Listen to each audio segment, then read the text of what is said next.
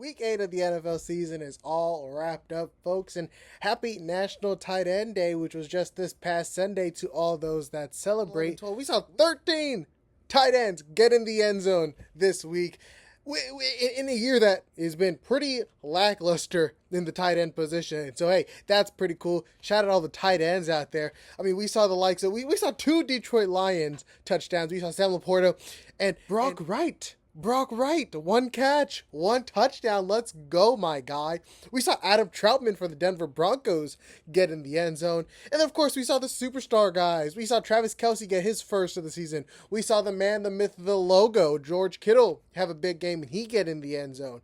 Man, we saw Mark Andrews, who's had a slow start to the season. We saw him get in the paint. And of course, the guy, Kyle Pitts, man. Of course, the day that he busts out of his shell. Of course, it's National Tight End Day, folks. Week 8 was action-packed, man. Action-packed. For those of you who watch NFL Red Zone, you know that morning window was absolutely insane. There was like 4 games going on, going down to the last possession. Even the evening window had some of those electric, exciting games.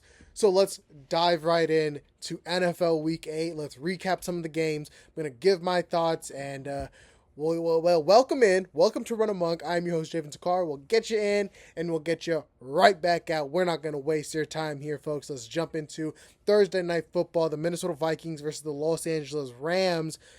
What a game this was. I gave a little bit of a recap on TikTok. I think a lot of people had the Vikings pretty easily winning this game with how good Brian Flores' defense has looked and just how solid the Vikings overall have looked.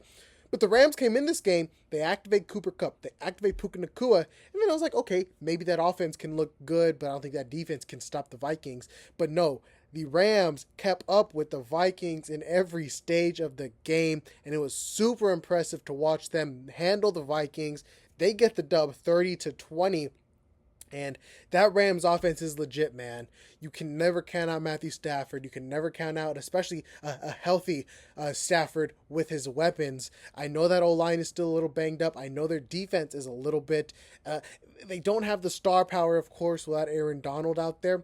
If they go out and they make a move during this trade deadline, which I really don't think that they should. I think that they should start embracing the rebuild.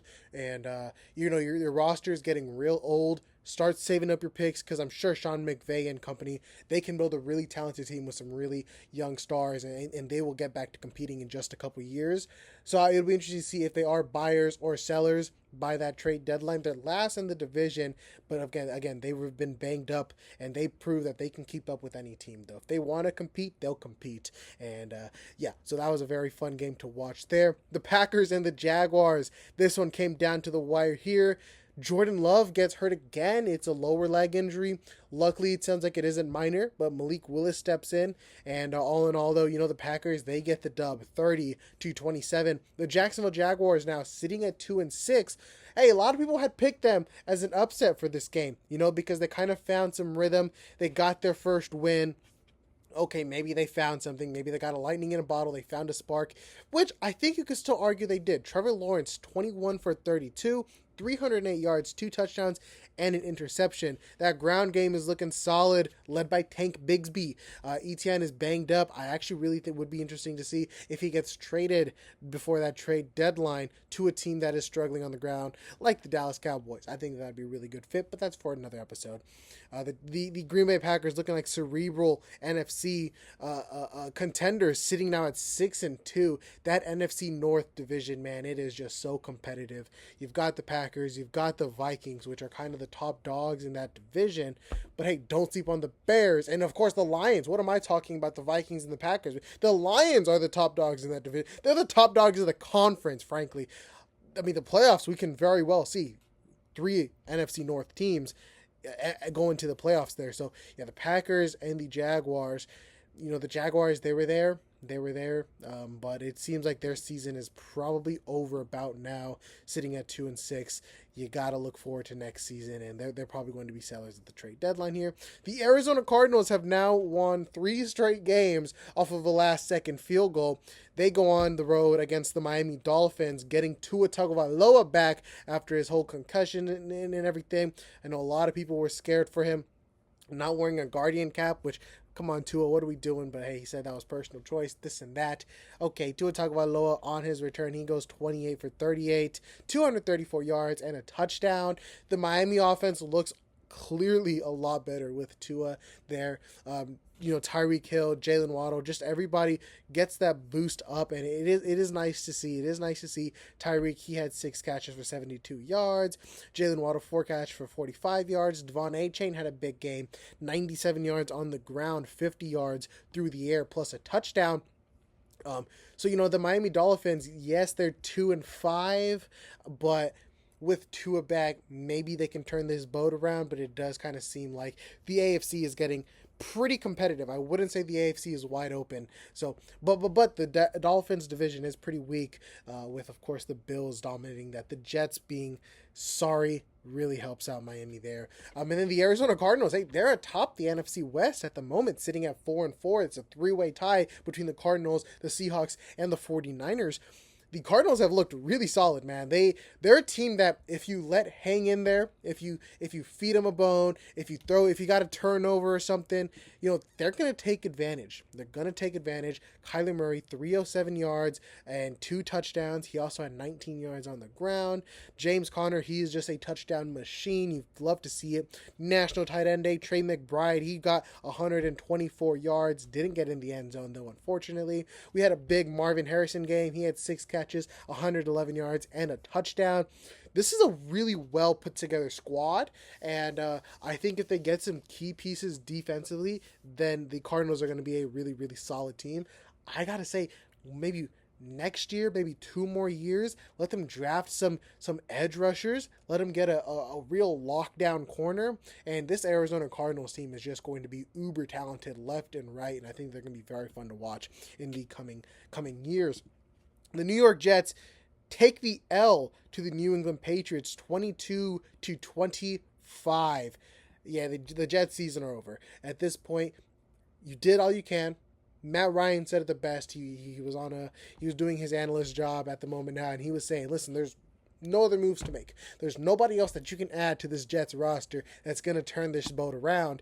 They're sitting at 2-6 now. You got Aaron Rodgers. You traded for Devontae Adams. You got Hassan Reddick back. What else can the Jets do? You got rid of Robert Saleh, who you thought was the fault, or whatever. You wanted to start a spark or something. The Jets they built this 2-6 roster. They've done nothing to really turn it around.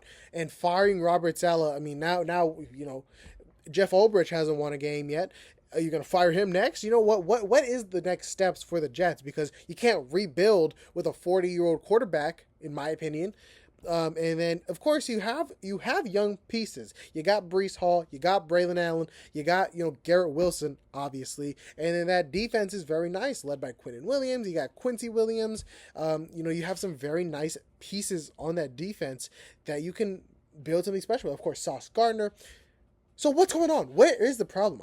I think that, frankly, the Jets are just a cursed franchise. And then the New England Patriots, they get the dub again by 3. Drake May gets out with the concussion, real unfortunate. And then Jacoby Brissett had to come in, and he lit the fire in this team to carry them to victory. And yeah, the Patriots, they're just, they're also 2-6. So, congratulations, Jets. You do all this just to be tied with the Patriots. And the Jets season has just been real disappointing. Oh boy. Moving on, the Baltimore Ravens and the Cleveland Browns. This was one of the most fun games here in the morning window. The Baltimore Ravens, they came into this game 5-2. People pretty much thought that they were going to sweep the floor with the Cleveland Browns. But hey, don't forget the Browns. They got that backup quarterback, spark. Deshaun Watson, he tears his Achilles. He's out for the season. Jameis Winston steps up to be the starter of this game. And they get the dub, man. They get the dub. Jameis Winston went out there and he's through for 334 yards and 3 touchdowns. Looking like a real competent team. Looking like, and of course, they had their ups and downs, but they look like a better team there with Jameis Winston versus Deshaun Watson. And it's real unfortunate that the front office really kind of forced the head coach to play Deshaun Watson, even though he was the clear problem. You know, he had shown some flashes, but like very little. You know, maybe like shrugging off a sack or something, throwing a accurate incompletion, such like that. Um, yeah, the Cleveland Browns, man, you know, they're sitting at 2-6. Their season is probably over, but it is real unfortunate to know that, hey, this team probably could have beat a lot of other teams if they had Jameis Winston at quarterback, if they didn't have Deshaun Watson, you know, running this team to the ground. But for the Baltimore Ravens, hey, listen, they're 5-3 now. They took a loss to the Cleveland Browns, and it was an upsetting loss. But listen, like, you were a Kyle Hamilton drop pick away from victory. You know, Lamar Jackson, he's still playing at MVP status. He had 289 yards, 2 touchdowns. He's been such a threat through the air. 46 yards on the ground. Derrick Henry, he is fighting father time. He got 11 carries, 73 yards, and a tutty. I mean, it is some impressive stuff going on with the Baltimore Ravens. And so I'm really not worried about them dropping a game to the Cleveland Browns. The only thing that I'd be worried about is not getting the first seed in the division. You know, with the Steelers, you know, they have a better record, so they're probably going to win the division. But, you know, those head-to-head games are just going to mean more now. So, you know, if the Ravens can win the division, then that's great and all. But otherwise, you know, I'm not too concerned about them. Come playoff time and such, moving on, Eagles and the Bengals. Not too much to say here. I think the Eagles have found their stride. They took care of the Bengals 37-17. The Bengals, man, they are really having a bad year. I had them going 10-7. I had them going, you know, not having a great year, but I didn't think it was going to be this bad. They look discombobulated. I don't know what they do in the offseason. Maybe it's going to be a coaching change. We'll see what happens. The Philadelphia Eagles, though, they are going to be the top of the NFC as well. They're going to be in the mix there, if they can keep up with the Commanders, which are going to be fun once we get to them. The Colts versus the Texans. The Texans get the dub 23-20, pretty much ending the Colts' playoffs hopes. Maybe not playoff hopes, but division hopes. The Colts are now 4-4. The Texans are 6-2. They're going to win that division. The Colts, they're hanging on to the Anthony Richardson experiment, which is great to do for a young quarterback. You just can't really have that high expectations for this team that I think a lot of people did. A lot of people had them as a playoff team, or, you know, sneaking into the playoffs for some reason. I never really saw it. They do have some talent, and I don't think that they should totally, you know, fire everybody, trade everybody. I do think you just want to see more flashes from Anthony Richardson's accuracy. You know, he has like the lowest percentage in the league, lowest accuracy percentage in the league, completion percentage, excuse me. And so it is a real concern, but also, you know, he's the youngest starting quarterback or something like that. He's the youngest starting quarterback. He is a raw prospect. Let him learn behind Joe Flacco some more before you completely give up on him, because I think that he is still very, very talented. And he just has to kind of learn the game a little bit more. So I would say stay patient. And the Houston Texans, though, listen, only winning by 3 points against a pretty weak Colts team. I really want to see some more of the Texans before I label them as legit contenders, like a team that's going to take down, you know, the Bill. I don't see them taking down the Bills, the Chiefs, or the Ravens. Those are 3 teams that come playoff time, I think they're going to take care of the Texans. So I want to see some more impressive stuff from the Texans. Let's get it going. The Titans, Lions are the best team in the NFC, maybe the best team in the league. The Falcons and the Buccaneers. This was a fun game to watch. Baker Mayfield, he went out there. No Chris Godwin, no Mike Evans. Hey, we ball. Man, he dropped 26 points. And the Falcons, though, of course, that powerhouse, you know, Kirk Cousins, Drake London, all those boys, all of them, they balled out. And the Falcons now, they're 5-3. The Buccaneers are 4-4. Kirk Cousins, 276 yards and 4 touchdowns. What a game for Big Kirko. As I mentioned, big boy Kyle Pitts, 91 yards off of 4 catches and 2 touchdowns. You'll love to see Kyle Pitts have big games like that. So that's always great to watch there. And the Tampa Bay Buccaneers, again, they're a sneaky team. I think they could beat any team. I think if they go against Kansas City Chiefs, I think they could upset them. I think if they go against the Detroit Lions, I think it would be a really fun game. So the Buccaneers are going to be a sneaky team if they get in the playoffs, not a team that a team wants to face. Chargers, they took care of the Saints 26-8. The Saints are real beat up now. You know, Derek Carr is coming back soon, though. Chris Olave, he had a pretty big game coming off of his concussion, but the Chargers, you know, they look solid out there. The Buffalo Bills took care of the Seattle Seahawks 31-10. The Bills, man, Josh Allen, he's playing to MVP caliber. They're looking very, very nice. 6-2. The Seattle Seahawks now, they're 4-4. It's gonna be an uphill battle for them. They dropped the game to the 49ers. They play them again in 3 weeks. That's gonna be big for division seeding. Geno Smith, I think that those inconsistencies, though, they're just going to catch up to him. I really don't think this Seattle team is going to be a playoff team, but the Buffalo Bills, man, they're legit. They can, again, as I mentioned, the AFC really is those three top dogs, the Ravens, the Chiefs, and the Bills. Can you take those out? That's the biggest question for AFC teams. The Bears and the Washington Commanders. We had the first overall pick versus the second overall pick. Caleb Williams versus Jayden Daniels, of course. And Caleb Williams leads his team down. They get in the end zone, touchdown. The Bears are going to win this game. The Commanders, listen, there's still some time on the clock. They take a couple plays. Jayden Daniels takes the snap. He's looking. There's some holds going on by the offensive lineman. The refs ain't going to call that for a Hail Mary. Jayden Daniels, he finds a hole, slings that thing, Hail Mary.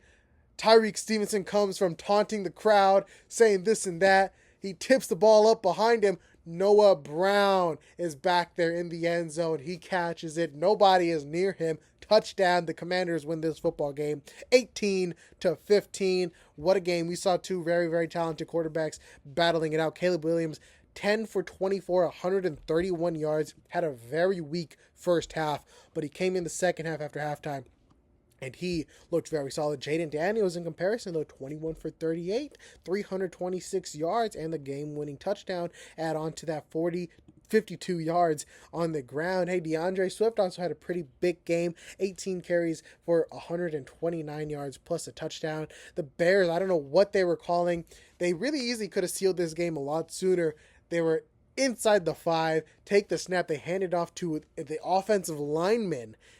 And it's just obviously, he fumbles it, bounced pretty much off of his stomach, and the Commanders pick it up, which was just embarrassing. The Bears, they need a coaching change ASAP this offseason. But the Commanders, man, they're sitting at 6-2 now. I'm going to be very interested to see them play. If they probably will sneak in the playoffs, I would assume. So, going to be interesting to see, especially if they host a playoff game, they win this division. It's going to be interesting to them go stack up against those juggernauts of the NFC. The Detroit Lions, the Eagles, which we'll see in this season. The Chiefs, they survive the Raiders. Chiefs 27, the Raiders 20. Not much to say there. The Chiefs are still undefeated. Goodness gracious.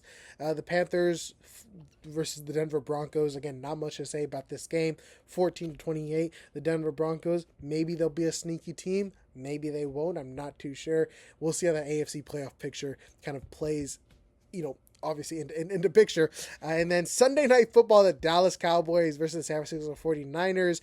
The 49ers take this game 30-24. It got a little close for comfort in the fourth quarter. The Dallas Cowboys, CeeDee Lamb with 2 wide open touchdowns. They had a ball with a chance to go up in the game and take the lead with a touchdown plus a PAT, but it didn't work out. Cowboys go 4-out, and that was the game. Brock Purdy had a solid game. He started off kind of slow, but then he picked up, and the 49ers, they're still finding their footing on where they stand in the rest of the league. And the Cowboys, they're sitting at 3-4 right now. It's going to be tough. They got an uphill battle the rest of the way. We'll see how that goes for them. Nothing is really inspiring on that defense. Micah Parsons is injured. And I don't trust that defense stopping any of the powerhouses of the NFC. So if they make the playoffs, they're getting eliminated immediately. They're a team that I think the Commanders might even sweep. And now finally, Monday Night Football, the New York Giants versus the Pittsburgh Steelers. First and foremost, the Steelers, they get so many primetime games. It is kind of ridiculous. But the Russell Wilson era is officially started in Pittsburgh. And he's 2-0 now, beating the Jets last week and the Giants this week. So he's owning those New York teams. The Giants made this somewhat competitive in the second half. They had a chance to tie the game. They're driving down late downfield, but Daniel Jones. He throws an interception. To wrap up the game, the Pittsburgh Steelers take the win. The New York Giants really want to see Brian Daboll take over this team with his quarterback, with a young quarterback. Really wish that they didn't extend Daniel Jones. It feels like the Giants are just going downhill. Malik Neighbors is still a dog, though, even though he had some drops going on. Darius Slayton, 4 receptions, 108 yards though. But all in all, yeah, the Giants they need to get a fix going, and they need to get a fix going fast. So, would love to see them get a quarterback. Would love to see how Brian Daboll would fare with the quarterback, because clearly we've seen the peak of Daniel Jones, and it's not that good. All right, folks, that's gonna wrap up Week 8 of the NFL season. Wow, can you believe it? We're almost halfway through here, only 17 weeks. So, all right, thank you so much for tuning into this episode of the Week 8 recap of Run Amok. Check out the description below where you'll see all the other my social medias. Make sure to like, subscribe, comment, let me know what you think. I will see y'all in the next one. Peace out.